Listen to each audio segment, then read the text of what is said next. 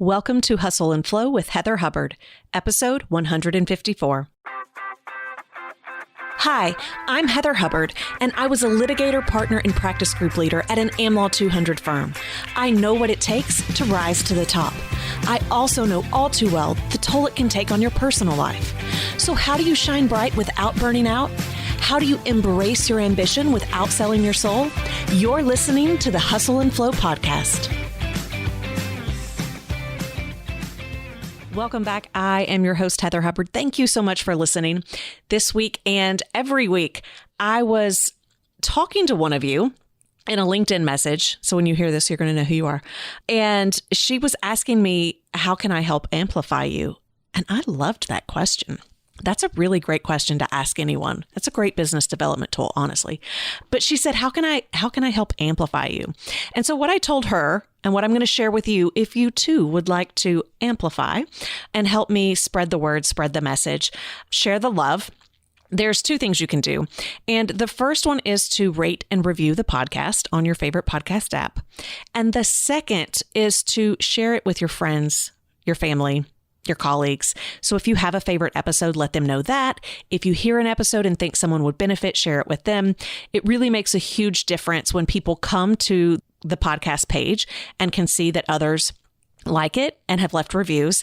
And there's nothing like receiving a personal recommendation from a trusted colleague or friend. So that is how you can help amplify me, is to just spread the word and share the podcast with others. All right, I am so excited for today's podcast interview. And it's happening because one of you, a listener, made the introduction and said, hey, I think you should have Meredith Atwood on your podcast. And I'm so glad for the connection because her book is just fabulous and we have so much in common. I feel like we say the exact same thing, but in our own unique voice. And that really is the beauty of everything we do in life, right?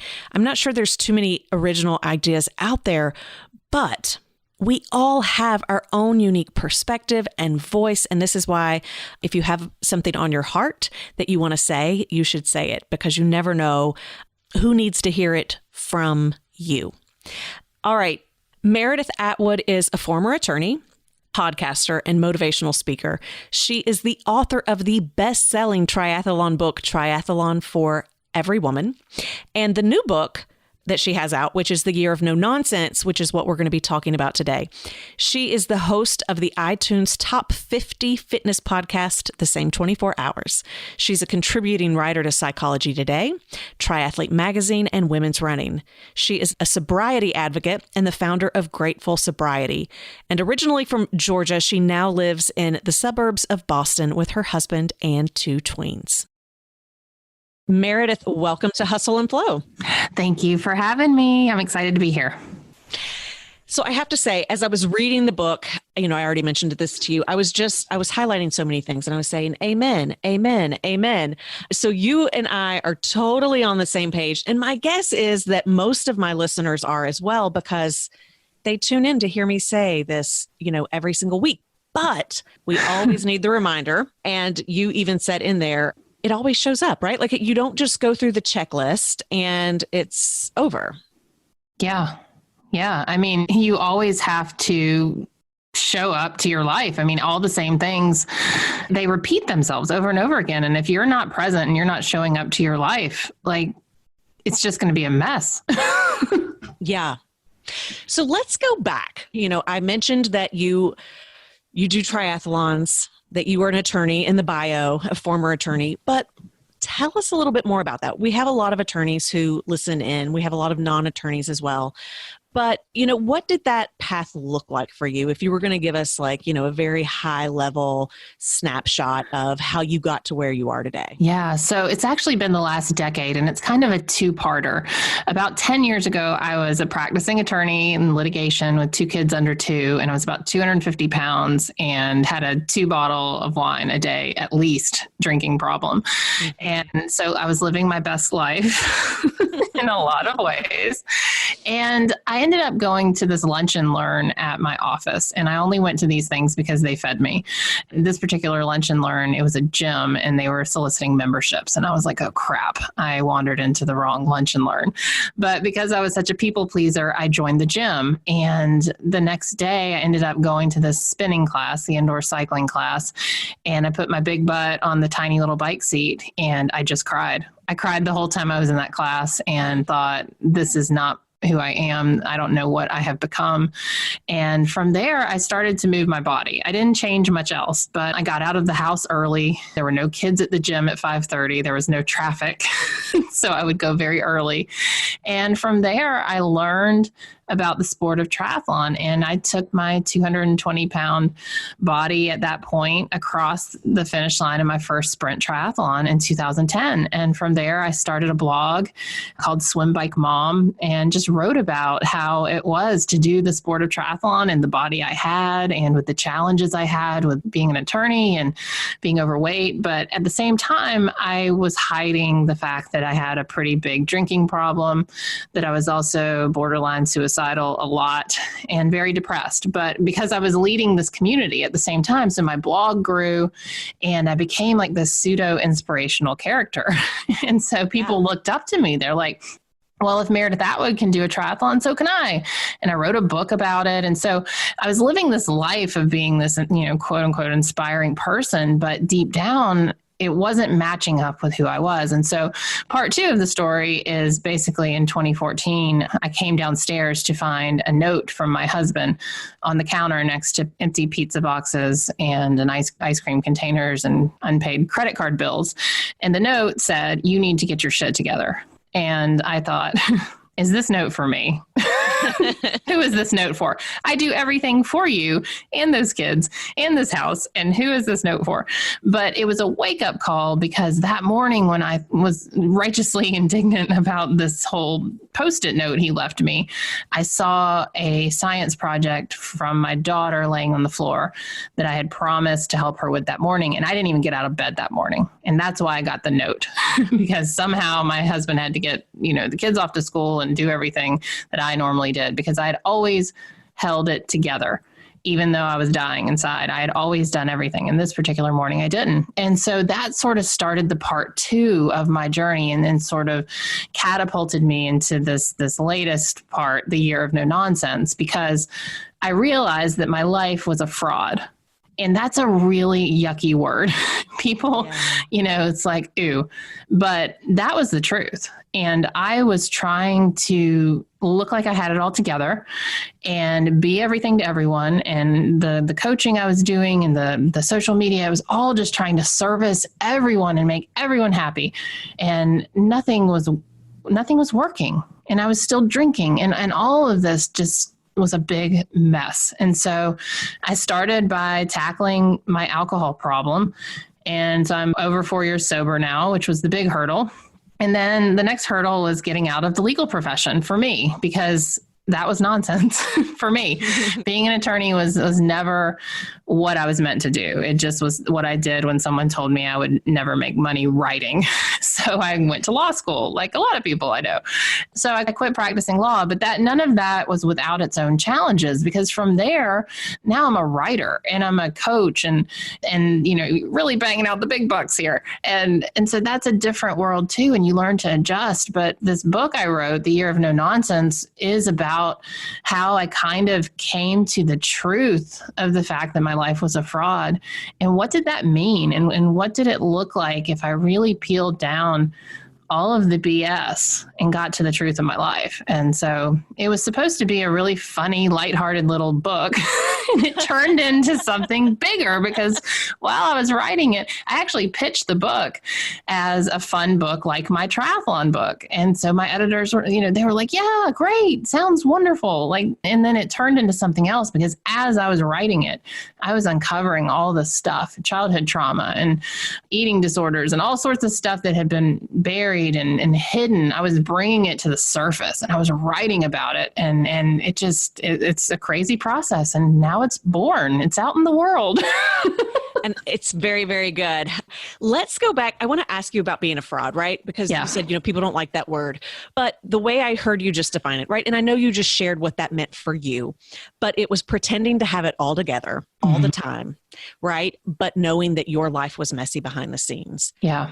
I would suggest that that's all of us, really, right? I mean, especially professionals and women, like we all have this feeling, this need to have it together all the time. And we want to hide the messy parts. And the longer we hide those messy parts, the more ashamed we are of them. Yeah. And then the more we numb out, right? Right. Right. And it was weird because it was like part of me was hiding and part of me was not, because part of what made the triathlon blog and my presence on social media, I think, successful was I was very authentic with most things. I was very authentic about my weight and how it was hard to run at 200 pounds. And I was very authentic about a lot of things, but and I guess that's the case with everyone, right? And so, but what I was hiding was exactly what you said, the things that then brought on the shame.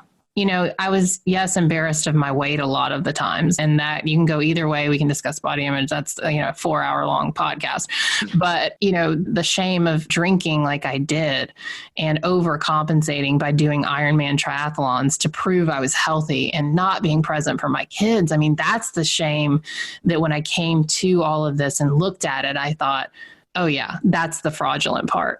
Yeah. Yeah. Yeah. Because I know it's so interesting because people always see me in a certain way and they're like, you're such, a truth teller and you're so direct and you're so authentic. And it's like, except for the really secret parts that I don't want you to know about because I'm so ashamed, right? Like, and we all have that. That's what I've learned. I used to think it was just me. We all have that. Yeah. We all have that. And you address this in the book. So let's start with, because I love the play on words and the title is A Year of No Nonsense. You then define what nonsense means in the book. Will you share that with the listeners? Sure. So, nonsense is a noun. It is a person, place, or thing. And basically, my nonsense is not your nonsense, but it is whatever is standing in the way of your health, happiness, and success. And it can be big nonsense. It can be small, but it's pretty much just a generic term for stupid crap standing in the way. And it also can be a really funny word for some deep, dark bullshit because it's, you see stupid nonsense and then you're like, oh, but the fact that I have this childhood trauma, that's also nonsense because it's standing in my way. And I don't make, I got a couple of people comment, well, you really said that, abuse was nonsense and I'm like, no, I'm just saying, I'm just lumping it all into a category because of the impact it has on us. The impact is where the nonsense lies. And so I like to give people a simple challenge who haven't read the book. And it is to go forward for 2 weeks and to categorize everything that you have to make a decision about, everything that you encounter. Is this nonsense? Yes or no? And you can put anything in one of those buckets. Yeah. And if it's nonsense, you can choose to eliminate it. You can choose to ignore it. You can choose to do nothing. But once you see the truth about something in your life, then you've given it a name and a face, and then you can decide what you want to do about it. So it's kind of a change maker. That's kind of the point of it. Yeah. And I think so many of us, we feel as though we don't have choices. Yeah. But oftentimes it really is, we don't even want to do it. We're worried about what others will think about us. Mm-hmm. The pressure to please other people and also what other people think about us is the biggest thing I have found, especially on the book tour, talking to individuals, is the fear of not making other people happy. And so many of us are 30, 40, 50-year-old women who are still trying to make our parents happy. Yes. And when you really think about that, that is absurd. But that is me. That is me. I did that until a year and a half ago. It took me to write this book and to peel down to the bare core of my issues to realize I don't need to make those two people happy anymore. They're going to be fine with me or they're not. And that's their problem. Yeah. It all goes back to childhood. And I love that you address this because it totally shapes us for who we are. And you say it's so easy to blame our childhoods, and maybe it's true, right? But we have to go back there and look at it, not to stay stuck in it, but to recognize that we have bought into so many stories, so many lies, that we've not even stopped to say, do I still believe those? Do I still want those? Right? So what do you recommend? What's the process on that to really going back and uncovering, not just, some of it's trauma, right? Right. Some of it's just, where did this belief come from? Does it still serve me? Right. And I think in chapter 2 is childhood, and it is like 56 pages. It is a robust chapter. And I talked to my editor. I'm like, you should really cut this. And she's like, no, let's just let them all get through it and then they'll be fine, because it's such a big chapter. And every time I talk to people, they're like, well, I just finished chapter 2 and I put the book in the freezer like Joey on Friends. And I'm like, yeah, I get it, because childhood is hard to look back at. And yes, if we're dealing with trauma, you don't necessarily want to go revisit that joyful process. But what it can do is, if you can look back and you can identify some of your core beliefs that and then this is all in the book, like how to go about that, but kind of identifying things that have shaped you. What names, nicknames have stuck with you? What numbers have given you significance? Was it your weight? Was it your IQ? These sort of things are all shaped in childhood. And you can talk to any woman on the planet and she will remember a time where someone called her ugly or fat or whatever, some sort of nickname, and it takes her back. And so from there, you can then look forward and say, okay, what habits and what mannerisms and things did I begin to do as a result of that? And it's crazy how we have shaped our entire adult life based off of something that might have happened when we were 5 or 8. But when we can identify that, then we're free. Because then you can say, oh, wait a minute, I'm not going to allow that 12-year-old to run my 45-year-old life anymore. So that's the value in it. When I do coaching one-on-one, we do a childhood narrative, and I'm like, and I always make them do it in the first week, because otherwise they would just quit me. And in the first week, they're still interested in being a gold star student. But doing the childhood narrative is really painful. But when you go through it, if you just take and write about your childhood, like maybe 12 and under, you can highlight words and emotions and feelings and circle them and look at them and say, where are these showing up in my life now? What of these are my core beliefs? And it is so eye-opening, because we are wandering around with our heads stuck in the sand because we do it by habit or it's comfortable that way. But once you see this stuff, you can really begin to change. You're talking about sticking your head in the sand. It reminds me, and this may not actually relate to what you're saying, but I feel like it does, which is lasagna in the trash. But it's about telling the truth, sticking your head in the sand, or staying stuck in the place of like deep, dark shame. Yeah. And that's kind of what it was reminding me of is, the only way to actually move forward and not let it hold you back anymore is the telling the truth, and that you can't tell the truth unless you're aware of the truth to begin with. Right. You have to come to this place of, and it's a lot, I liken it to like your financial state. If you're in a lot of debt and you just can't seem to get your finances together, the only way to do that is to put it on a spreadsheet and look at it.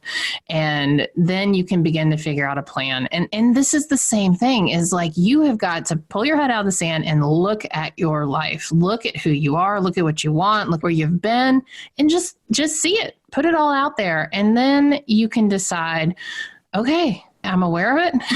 Here's the truth. What do I want to do about it? And for me, sometimes I eat out of the trash can. That's the part of the book you're talking about. I mean, I had to come to this place of truth when I told my husband I ate lasagna out of the garbage. And he was like, oh my gosh, Meredith. And I'm like, well, I did. And it was good. But, that's true. And so like when I'm on the book tour or whatever, people come up to me and say, yeah, I'm a trash panda too. And it's just funny because we are all so much more alike than we are different. I mean, so many people eat out of the trash. This goes back to we have it all together all the time. Yeah. And we don't want people to see our quirky, messy, right? Yeah. Inappropriate. I'm putting those in quotation marks. Yeah. Me. I saw them. I could feel it. Yeah. I mean, it's amazing how how much we limit who we are and how we show ourselves to the world just because, we're afraid that there's actually something wrong with us when a lot of us do these things. Yeah. And liberating to know too, right? That it is. And it's funny because I've talked to so many people that come to the events and they're like, thank you for writing this. And thank you for sharing, these things that I could never share. And I thought the whole time when I was writing it, maybe someone needs to hear this, or maybe I'm just about to embarrass myself and I'm going to have to live in a cave. I had these moments where I thought, does anyone need to know this? Does anyone really need to? Is it too much? Is it just for the sake of drama? And so some of the drafts, the original first draft was probably a lot hotter than the one that came out because, the first draft's always a little more wordy and storytelling, I guess. But at the end of the day, where I stand on kind of our self-image and where we share what is appropriate and what isn't, is if there is someone out there who could possibly benefit from hearing your story. And it doesn't have to be a huge audience. It could be a small group, a friend, but by sharing our experiences, we are able to tell people we've been there and I'm more like you than unlike you. And it becomes this bigger community and it has a bigger purpose. And so after publication day, I thought, this is terrible. I shouldn't have done this. The day the book came out, I was like, oh no, everyone's got this now. This is terrible. But every day that goes by, I realize I wrote everything that was true to me, and I did it with the intention of helping other people not feel alone. And so you can't lose with that, even though I look stupid in most of the chapters of the book. But don't you think that's what shame is? I mean, that's what it's about. I feel like it's just that, right? The fear of I'm going to look stupid, or maybe I am stupid. And even when we try to not be ashamed, it's still kind of there. I know. So there's this keynote I'm giving, and there was a story that came up that bubbled up out of it. And I thought, I can't say this aloud. And so the first time I said it aloud, I cried, I was a mess. The second time I said it aloud, I cried, I was a mess. I can now tell it, and I have it doesn't bother me at all. Yeah. That's the power of shame. It's crazy. Right. And it's interesting too, when you give a talk like that and you're connecting with your audience, there are people crying. Every time I am speaking to an audience, there are women who are crying. And I don't know what I'm saying. Yeah. I never know exactly what it is I've hit on. Right. I never know what has impacted them, but I know that there is pain, and I know that I've lived it and they're living it or have lived it, and that we understand each other. And so that's the power of telling our shame and telling the things that made us feel shame.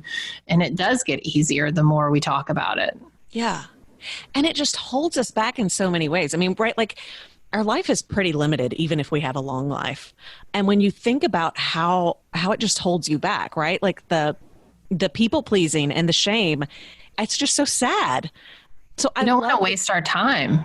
You're right. We're wasting every day. We're trying to pretend we're something we're not, or to make someone else happy to our own detriment. We are just wasting life. And someone posted on Facebook the other day, the cost of anything is the amount of life you exchange for it. Oh, wow. And I forget what quote it is, but I was like, oh my gosh, I'm feeling that so much. And I was talking to one of my clients this morning, and she's doing an Ironman. And I was like, okay, do you really want to do this Ironman? Because the cost of this Ironman is the amount of life you exchange for it. And I mean the hours you train, and is it worth it? And she's like, yeah, it's totally worth it. And I'm like, right on, sister, let's go. Yeah. But, thinking about that every day that you wake up and you go do something, that whatever you do, you're exchanging life for it. That's the cost. Right. I mean, whoa, we need to do better. We need to do better with ourselves. Yes. With our time. We do deserve to have fun and be happy, which I want to bring up because you said there's a lie that we think we deserve to be happy all the time. So tell me about that. Yeah. Somewhere along the way, we were told or made to believe that life is meant to be happy and that we're supposed to be happy all the time. And I look back on the manual that came with me at birth, and nowhere does it say that I was supposed to get happiness all the time. But somehow we feel that we're entitled to it. And if we don't have it, something is wrong with us, something is wrong with our family, our jobs. And what it really is we are seeking that blissful state that is so rare. You get it when you have a baby, or you get it when you get that promotion, or you finish a 5K. That is bliss. That's not happiness. And happiness that we're really seeking is contentment, peace, good sleep, healthy body. It is not a state of pure bliss, but yet we find ourselves numbing out and chasing this idea that we can be eternally happy. And part of the reason I wanted to write that in the book is because I wanted to shake everyone awake. Like, no one said we got to be happy. No one said life was easy. No one said that we could just get to float and wake up. Life is what it is, and it's how you approach it. And you got to dig. You got to put your hands in the sand, and you got to dig, and you got to figure out a way to make yourself happy in a way that is attainable. And that is contentment. That is peace. That is getting rid of the bullshit and figuring out how to live your best life on your terms. Yeah. And that's right. Like, that's kind of what the Year of No Nonsense is all about, right? Yeah. I mean, it's getting to the place of how do we find that contentment? How do we find that peace? And so much of it is not about going after what you want. It's more about, or at least to start with, getting rid of what you don't want. Right.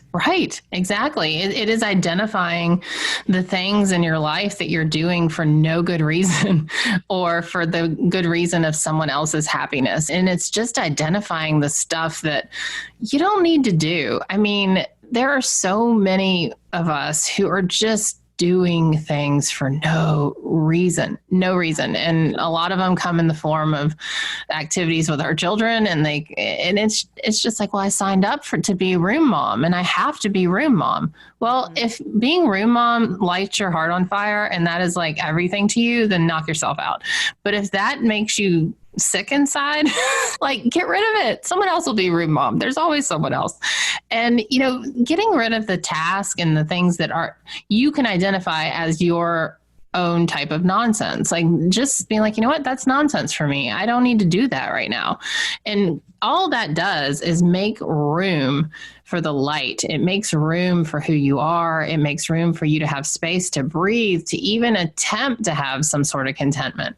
And that's all this book is about. It's about finding room for the light that is in you, the light that got buried somewhere in childhood and whenever, and just making room for it. Because when you make room for it, then it has a chance to grow. And then you can pursue. Then you can say, hey, I've got room. Now I can pursue this health, happiness, and success that is my version of it. And I'm going to go after it. But you have to go through this process, awareness, truth, and all the ugly stuff in between to get there.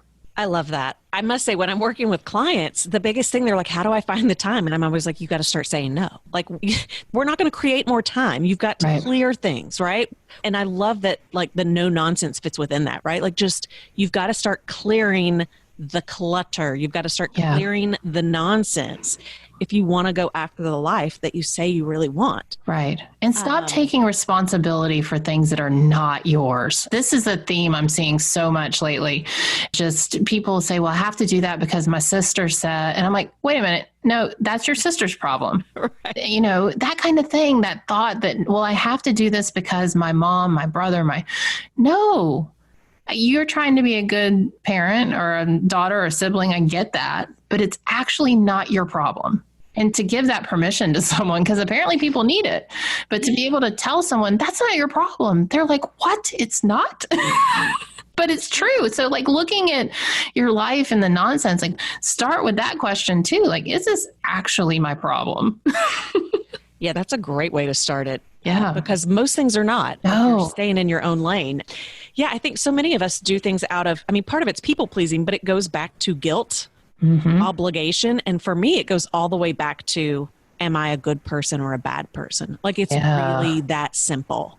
And anytime I tap into what am I afraid of? Why am I not doing this? Or why am I doing this? And if it goes back to I'm a bad person, all the alarm bells go off. And it's well, let's go back all the way to being a 3-year-old child who feels that they are not a good person. Yes. Yep. Amazing, right back to childhood. Yes. It's real. I could talk about this for hours. So You guys, The Year of No Nonsense. It is such a good book. I flew through it. How to Get Over Yourself and On with Your Life. You can go grab it off of Amazon. It is so good. And share with people, because it's a memoir in a sense, right? You're also giving people tools. There are action steps that you can take, and you can even, embark on your own year. Yeah. No nonsense. Yeah. So the way I look at this is I took a 10-year detour that took me that long to get my life semi-straight. And when I look at my last decade, I thought, I can give readers tools so they don't have to do this 10-year long diversion, because it really boiled down to a year for me. When I really started to crack the code on it, I had these action items, I had these checkpoints, and I did these steps that are in the book. And the way I recommend reading it is fly through it once and then go back and work it. Because if you try and work it as you go, it can be very overwhelming. And so I like people to just read it like a memoir, because a lot of it is my story, and then go back and see how it can be a workbook for you, because it is about simplifying your life, and it's about going after the things you do want and to make things better and easier. It's not the type of book that's going to tell you to do more things. And that was a goal too. I mean, yeah, to work through it, you got to work through it, but I'm not going to tell you to go do more things. I'm not going to tell you to do any detoxes or cleanses or to meditate. I mean, you can do all these things, but that's not what this book is. It's not out there to give you more stuff to do. It's quite the opposite. It is so good. If you read it and go back, I do encourage you to go back and do the work, because I feel like a lot of us, right? Like when we're reading, a self-help book or something like that, it's really interesting and fun the first time. And then it's like, oh, but now I got to do the work. But you want the results, right? So right. Go back and do it, because it's worth it to start to identify the nonsense in your life, whatever that is for you, and then start to clear it out. Yeah. And a lot of people I've found have listening to the audiobook is effective than buying the paperback. And I hate not trying to make a stab for two purchases, but that hearing it and then going to physically do it has been a really nice process for people that want to do the hands-on stuff. It feels a lot to begin with. Yeah. All right. So if people want to learn more about you, if they want to follow you, if they want to connect, how can they find you? Yeah, so I'm available everywhere at Swim Bike Mom. So I kept my triathlon name, swimbikemom.com, and on all social media at Swim Bike Mom. And the book's available everywhere. It's in select Targets and Walmarts and Barnes & Noble too, and independent bookstores. So hopefully it's taking over the bookstore world. Well, congratulations on the book, and thanks for writing it. I think it's going to help so many people. I thoroughly enjoyed reading it, and I encourage every one of you listening to go grab a copy and follow Meredith as well. Thank you. It was fun. Loved that interview. Okay, so quick update. If you guys are feeling like you need to get rid of some stuff in your life, you need to have a year of no nonsense. And, maybe those messages resonated with the people pleasing and feeling as though you don't have choices, or feeling as if you're too old or too young or whatever else, right? Like you start to create these stories and these lies in your mind. If one of those has been, I don't know if I'm a good fit for the 2020 Mastermind, right? Because I've been talking to some people who've been sharing this. They're like, well, I don't know. I see the others in it. I may not be far enough along. I might not be a good fit. Or, I'm at this point in my life and I feel like everyone else is younger. And so I wouldn't really fit in there. And I'm not doing a TEDx talk or writing a book. So do I fit in there? And it's this fear of, do I fit in? And will I be rejected? If I apply and don't get in, what does that mean? And the answer is nothing. But here's what I do know. If you have any interest whatsoever and you are holding yourself back from applying based on some stories you've been creating in your head, I highly encourage you to get over yourself and on with your life, as Meredith would say, and check it out. What's the worst that's going to happen? And let me just give you a heads up. So the 4th pod is starting in April.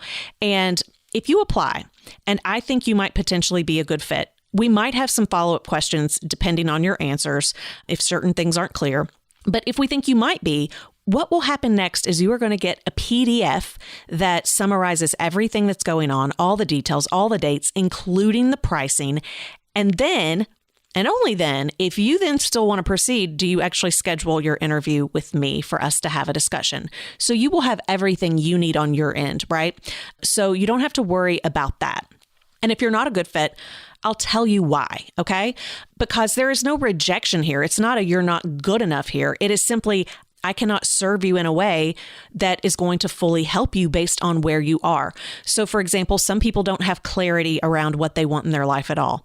I can't help you in this program, right? There's a ton of help out there for you, and I'll probably send you some resources, but it's not this program. But if you do have clarity as to what you'd like, then it might be a good fit. And you might be thinking, well, maybe I'm not far enough along. That may be true, but I can let you know that. And again, I can give you other resources.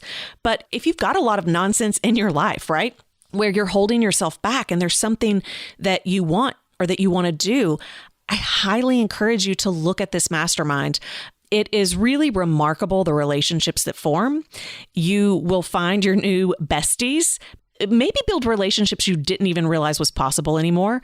It is just amazing to see how everyone connects in a way that just does not happen in professional life and entrepreneurship and conferences. I really do have this ability to bring people together in a way that they can connect and feel supported and understood and seen and heard in a way that they have not in a really, really long time, if ever. And then really giving you the strategies and tools to help you move forward. And some of that is true strategy, but a whole lot of it is exactly what Meredith was talking about, which is the nonsense and really being able to see and be supported in a non-judgmental way. What is holding you back from creating the life you really want? And I'll tell you, most of the women participating are between 40 and 50. There are definitely some in their 30s, some over 50. But you're at this point in your life where you know you want to do something, and it's, are you going to settle or are you going to go after it? And if there's any part of you that really wants to go after it, or there's any part of you that feels lonely, where you don't feel like you are surrounded by people who can give you good advice and who get you and what you're going through or what you do want in life, I highly, highly, highly encourage you to apply, and let's at least have that discussion. Don't hold yourself back. Don't cut yourself out because of the stories you've created in your mind that may not even be real. This last pod, we are kicking it off in April, and I am so excited. I cannot wait to get back to Miraval and meet these women. And if you're supposed to be there, if you're supposed to have one of those spots, don't count yourself out. I would love to work with you if you are the right fit. So go check out all the details. We even have the expert roster up there now, which just got added within the last week or two. So there's more information on the website, and just check it out. And if you have any feeling whatsoever of, I wonder if I'd be a good fit, I wonder what that would be like, just fill out the application. You have nothing to lose. You can find all of that information at 2020mastermindexperience.com. Have a great week.